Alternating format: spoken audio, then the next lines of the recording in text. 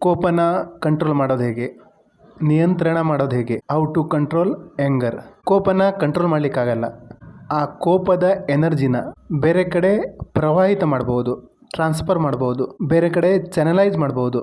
ಯಾಕೆ ಚಾನಲೈಸ್ ಮಾಡಬೇಕು ಅಂದರೆ, ಒಂದು ಸಲ ಎನರ್ಜಿ ಕ್ರಿಯೇಟ್ ಆದರೆ ಅದು ರಿಲೀಸ್ ಆಗಲೇಬೇಕು. Once we energy has created it has be released. ಇದೇ ಸೀಕ್ರೆಟು, ಇದೇ ಸೈನ್ಸ್.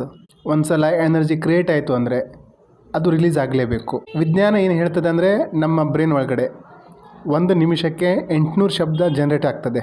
ನಾವು 1 ನಿಮಿಷಕ್ಕೆ 800 ಶಬ್ದನ ಮಾತಾಡ್ತೀವ? ಇಲ್ಲ. 1 ನಿಮಿಷಕ್ಕೆ 40-50 ಶಬ್ದ ಮಾತಾಡ್ತೀವಿ.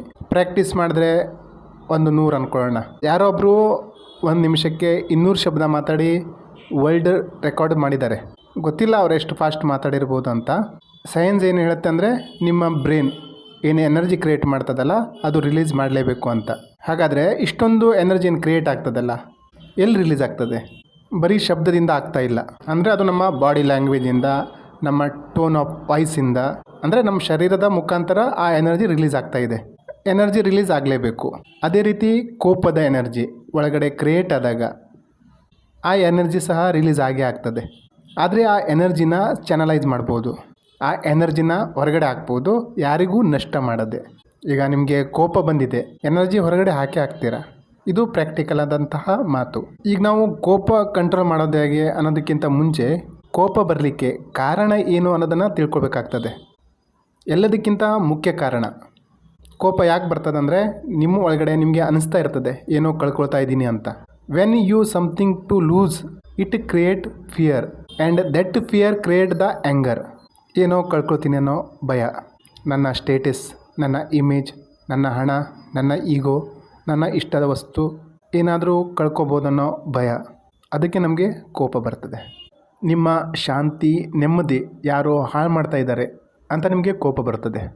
ಶಾಂತಿಯಿಂದ ಏನು ಕೆಲಸ ಮಾಡ್ತಾಯಿದ್ದೀರಾ, ಯಾರೋ ಬಂದು ಡಿಸ್ಟರ್ಬ್ ಮಾಡ್ತಾರೆ, ನಿಮ್ಗೆ ಕೋಪ ಬರ್ತದೆ. ಯಾಕೆಂದರೆ ನಿಮ್ಮ ನೆಮ್ಮದಿಗೆ ಭಂಗ ಬರ್ತಾಯಿದೆ. ನಾನು ಮಾಡ್ತಾ ಇರೋದು ಮಾಡಲಿಕ್ಕೆ, ಯಾರು ಡಿಸ್ಟರ್ಬ್ ಮಾಡದೇ ಇರಲಿಕ್ಕೆ ಕೋಪ ಮಾಡಿಕೊಳ್ಳೋದು ಅವಶ್ಯಕ. ಕೋಪ ಬರಲಿಕ್ಕೆ ಕಾರಣ ನಿಮ್ಮೊಳಗೆ ಭಯ ಉತ್ಪತ್ತಿ ಆಗಿದೆ.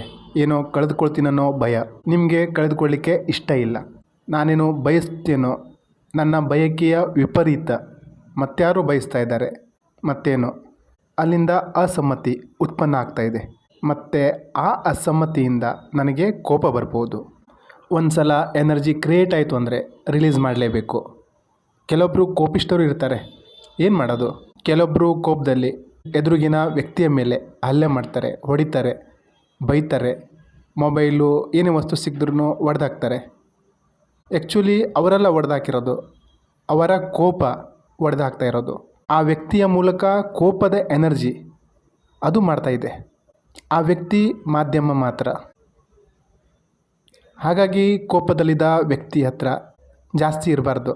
ಸ್ವಲ್ಪ ಸಮಯ ಅಲ್ಲಿಂದ ಜಾಗ ಖಾಲಿ ಮಾಡೋದು ಒಳ್ಳೆಯದು. ನಿಮ್ಮ ಮುಖನ ಪದೇ ಪದೇ ತೋರಿಸ್ಬಾರ್ದು. ಯಾಕಂದರೆ ಆ ಟೈಮಲ್ಲಿ ಮುಖ ನೋಡಿದಾಗ ಸೈಕಾಲಜಿ ಪ್ರಕಾರ ಯಾವಾಗ ನಮ್ಮ ಬ್ರೈನ್ ಎಕ್ಸ್ಪೀರಿಯನ್ಸ್ ಪೀಕಲ್ಲಿ ಇರ್ತದೋ, ಉತ್ತುಂಗದಲ್ಲಿರ್ತದೋ, ಆ ಟೈಮಲ್ಲಿ ಏನು ಕೇಳಿಸ್ಕೊಳ್ತೀವೋ, ನೋಡ್ತೀವೋ, ಸ್ವಾದ ಮಾಡ್ತೀವೋ, ಸ್ಮೆಲ್ ಮಾಡ್ತೀವೋ, ಸ್ಪರ್ಶ ಮಾಡ್ತೀವೋ, ಅದನ್ನೇ ತನ್ನ ಕಾರಣ ಅಂತ ತಿಳ್ಕೊಳ್ತದೆ. ಬ್ರೈನಲ್ಲಿ ಪ್ರೋಗ್ರಾಮಿಂಗ್ ಆಗ್ತದೆ.